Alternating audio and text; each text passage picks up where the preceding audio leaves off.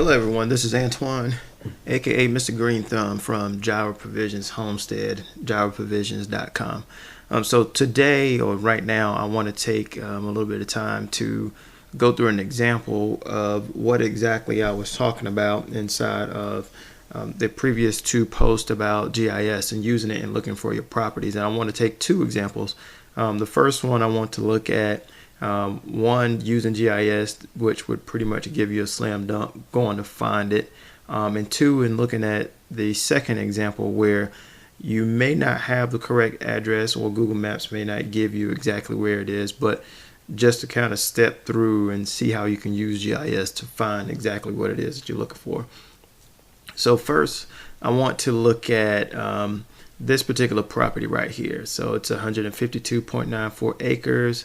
And it's in Cedar Grove, North Carolina. All right, so this is using realtor.com. Let's scroll down and get a little bit of information about it. We know it's 152.94 acres. Hopefully that acreage is correct. Sometimes it can be incorrect. And let's look at some of the property features. So it's open, partially cleared, pasture. The topography is level, undeveloped. Some cleared, hardwoods, heavywoods, pasture. That's the vegetation on it.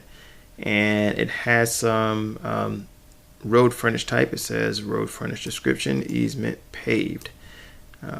So that gives us a good bit of information about this particular property. So you see up here they also have photos, so that's a good thing. They have about 25 photos, so you can take notice of some of the items that are on the properties. There's an old home that's on the property. It's probably of no value.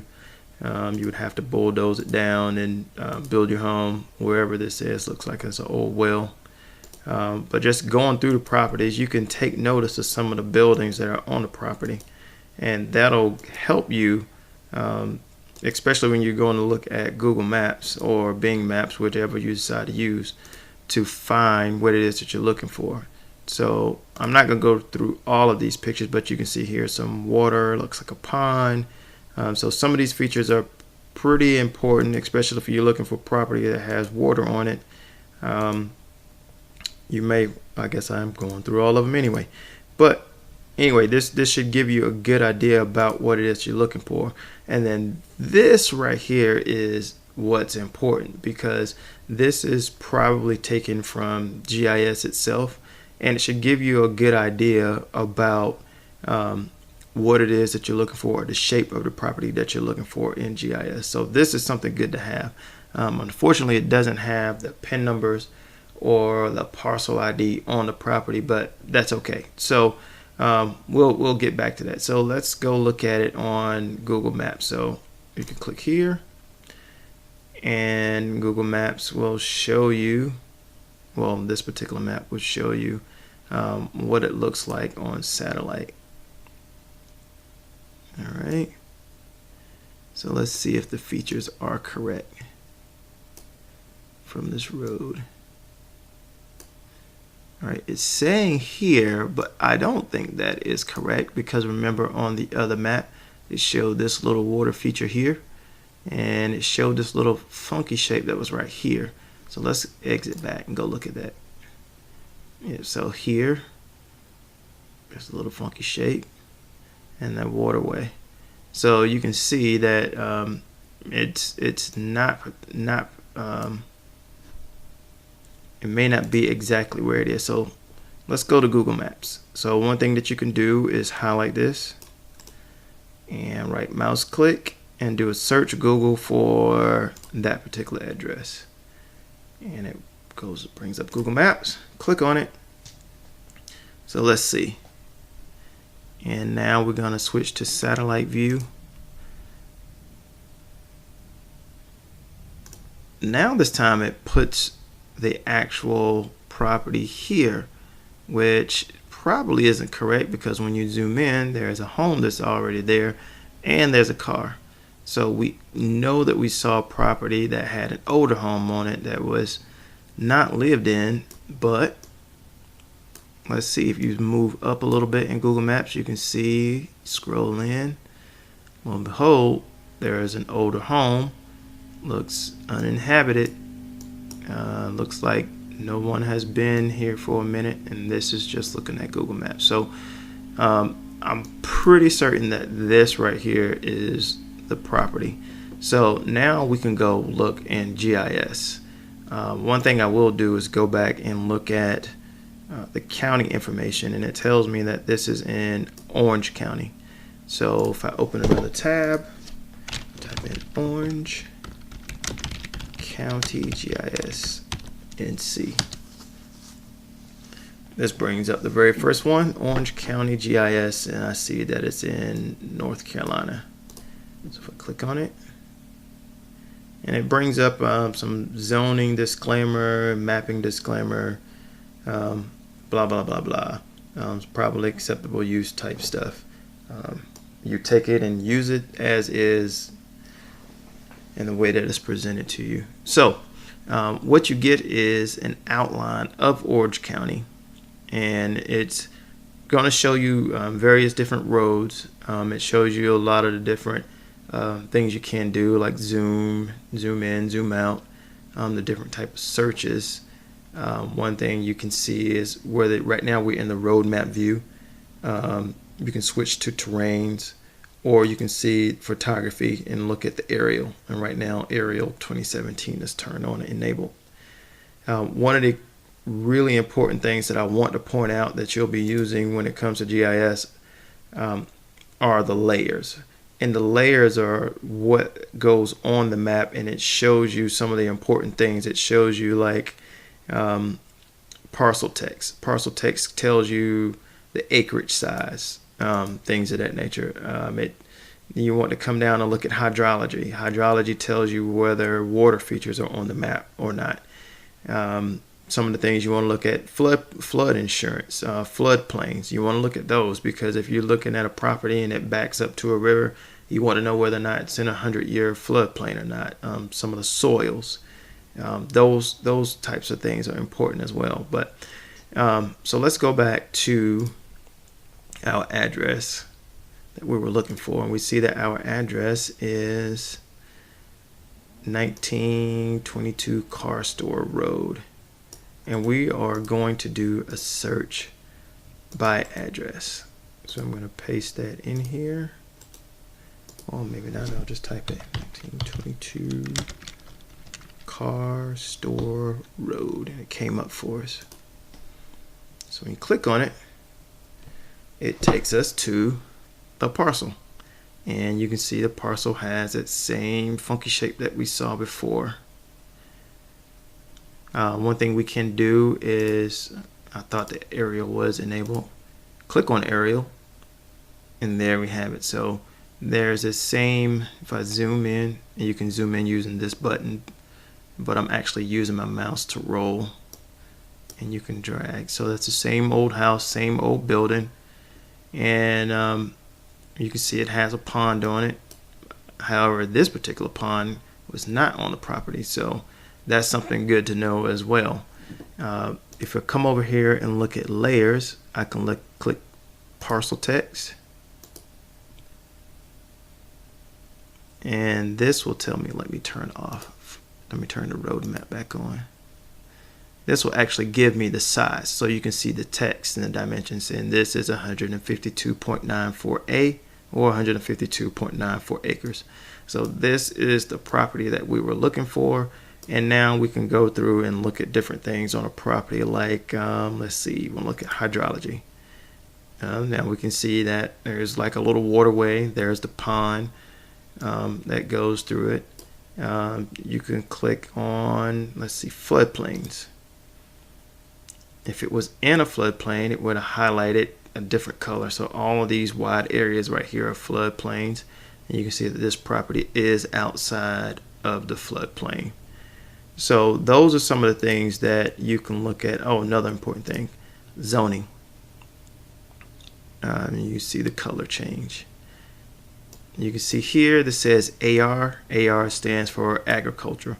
So if you're looking for agriculture area for zoning, so you can do some farming with animals, that is what you want to look for. And you'll have to look in your county and in your state it'll give you the information on what the codes are. You may have to do a little digging. Usually if you start seeing things like R for residential, and if you're looking for farming, that's probably not going to work for you for doing farming and animals and all of that stuff. So this was a quick and easy one, but sometimes you don't have quick and easy ones to deal with. Sometimes you have situations where you look for property and the property it's there, but it doesn't give you the exact address the way that you want it. And sometimes it can be a little bit of a nuisance. You can either call the realtor right away, go get the information that you need from the realtor, or if you want to become a super sleuth to do a little bit more digging, you can do that too. So this time I'm looking for a property. I found this property right here. This is 7.43 acres. It's in Oxford, North Carolina, which is in Granville County. So this only has 12 photos, so you can click through the photos and see what it gives you. We can see it's a dirt road here. We know that there are already homes in the area, so that will give us an idea of what we're looking for. Looks like here's a cul-de-sac, so that's important to know. This is probably looking out of the cul-de-sac. All right, and it's a wooded area, so that's really all we have. So let's see what maps tells us. Google Map View is not available for this location. So now you have to do a little bit more digging, because we don't know what the location is and it's not mapped accurately. So one thing that we can do is go back and look at some more information on the property. So we know it's in a cul-de-sac. We know it's secluded. It's a wooded lot. 7.43 acres. It's heavily wooded. It's in a floodplain. That's very important. It's level and it's sloped. So some of those things are really important. Cul-de-sac, yes, we already said that. And it has a private road, agreed private road, and that's probably the dirt road that we saw. And one last thing you want to make sure that you're looking for is the county, so you know which GIS maps or county GIS maps to look for. So let's open up another tab. Granville County, but let's see.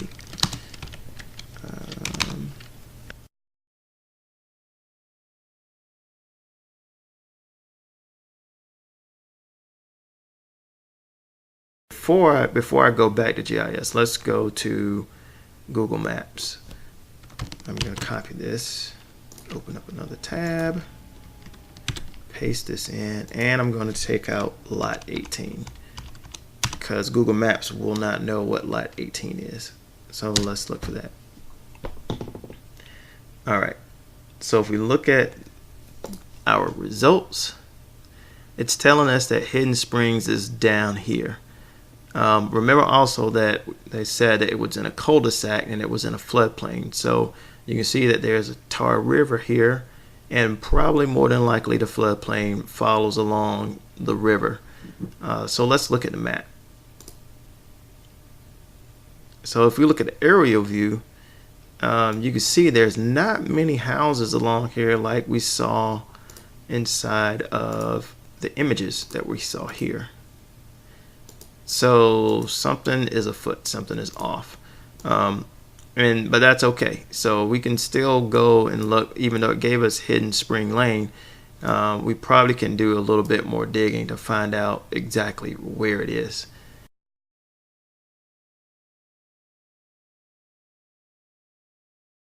All right, so now we have our search results, and we want to go to maps, the GIS.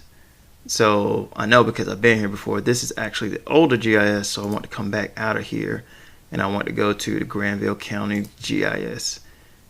Once I'm here, I'm going to click on Online Maps, and this takes me to the newer ArcGIS.com for Granville County. Again, we have the outline. One thing right away that stands out, we know Interstate 85 runs through Granville County, and you can see some of the same features that were in Orange County. We have the layers list, so we can turn layers on and off. We have information, so when we find a parcel, we can click on it. But right now, what I want to do is try to find this Hidden Springs lot right here. I won't be able to find the lot itself, but I probably can come somewhere close to finding by the road. So let's see, Hidden Springs Lane. I'm going here. I'm going to do a search by address. Paste. So we have all these different addresses on Hidden Springs Lane, but our address probably is not in there because it's just a lot right now with just raw land. So it takes us here. It takes us to somewhere that doesn't look like what we saw on Google Maps. But what you can see, if we go to layers and then go to, let's see, I want to find imagery. All right. So if you recall, when we looked on Google Maps, we saw this road and it put us here, and we were looking at this particular road and it said that this road was Hidden Springs, and it deads in here. But now when we zoom back out, it put us here. So that's a little bit odd and weird, but that's okay. We can work with it because it's saying that this is the location for that home, and it said that that was Hidden Springs Road, or Hidden Springs Lane. So what we can do is zoom in, and when you zoom in, you can see that it's a dirt road and already has homes on it. And one thing that we know about this particular property is that it was in a cul-de-sac. It's in a floodplain, which tells us that there is water nearby, and it's heavily wooded. So if we go down to the end of this road, look, here's a cul-de-sac. Let's look for some other features. This is probably a river. Yep, this is a waterway and river. Now you will notice that the acreage on here says 7.48. The acreage for this property says 7.43. One of the things that you will find sometimes is that acreage will be off, and it can be off slightly, and it may be off due to a calculated acreage versus the actual usable acreage, and that may be because of easements that may be on the property. So when you look at the boundaries, you calculate it out, and GIS say that it's 7.48 acres, but you may actually only have 7.43 acres. So let's click on this.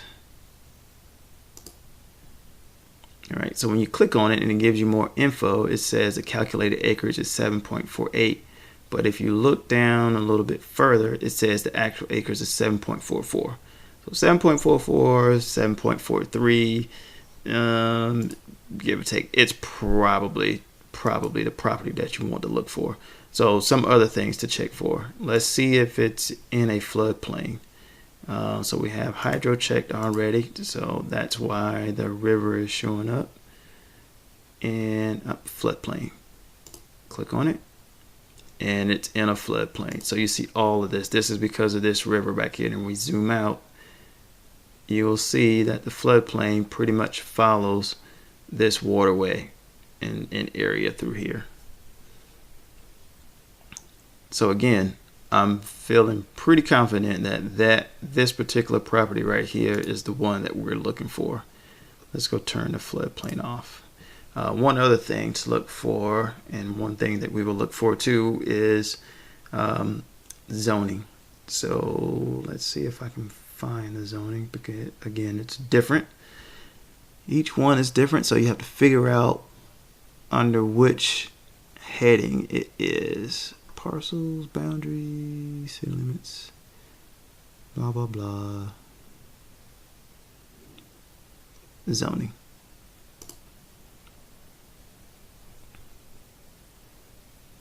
All right. Now, because it's in a color, let's turn off the aerial imagery so we can get the map. And you'll learn how to use these things a lot more once you use them more and more. So let's see, what's this color right here? We need to zoom out. And can't see the color. I can't see the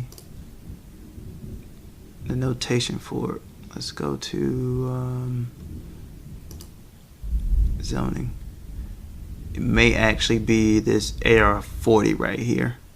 So sometimes you may have to look up the color. Usually it will have AR40 in a different color on the map, but I can't find it anywhere. As you can see, you zoom out, you can see the different color zonings. But at any rate, I think we found our property, and I believe, let's turn zoning off. I'm pretty confident that this is the property that we're looking for.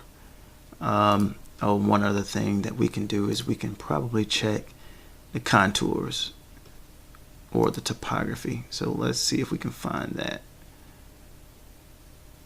Lot lines we have turned on.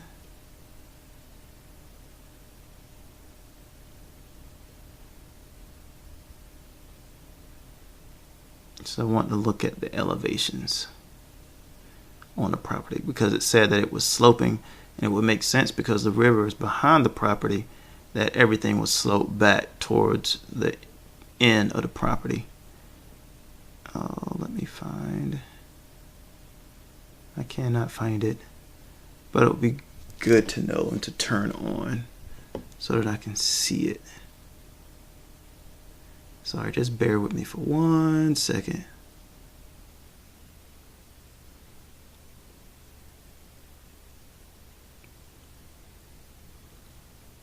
And I am not seeing what I'm looking for. Okay, well, I can't find it. I can't find what I'm looking for. I wanted to turn on the topography so that you can see the actual topography lines that would show the elevation going across the property. I'm willing to bet that the lines probably had a higher elevation here and dropped off as you go to the back of the property. But at any rate, that's what I want to show you guys for today. I just wanted to show you how you can use GIS really quickly. I couldn't possibly give you a tutorial on how to use it just simply because, as you can see, each one is different. Each one works differently. It may look differently, but you will have some general things in common. Each one will have layers, a layer list that you can use, and you can turn off different features to see different things and different elements in a map. And those are the key important things that you want to look for. So I hope this was helpful. I hope it wasn't confusing. But if you have any questions, be sure to just put some comments down in the bottom of the video. Thanks for listening. Later.